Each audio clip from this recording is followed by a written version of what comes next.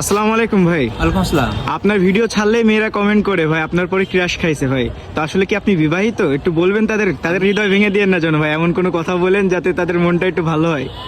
আমি বিবাহিত 1 বছর 6 মাস এবং আমার 3 মাসের একটা বাচ্চাও আছে। আরে আল্লাহ, তাই তো মন ভেঙে দিলেন ভাই সবার। আসলে মন যদি ভেঙে যায় কিছু করার নেই, মন হচ্ছে কাচের মতো, পড়লেই ভেঙে যাবে, কিছু করার আচ্ছা যাই হোক, আজকে আপনি তাদেরকে ডেডিকেট করে কফির উপরে কি লিখতে চান ভাই, যারা আপনার উপরে যারা ক্র্যাশ খাইছে? আই এম সরি, ঠিক আছে লিখেন। এটাই লিখবো। আচ্ছা বানান আর লেখেন তাহলে।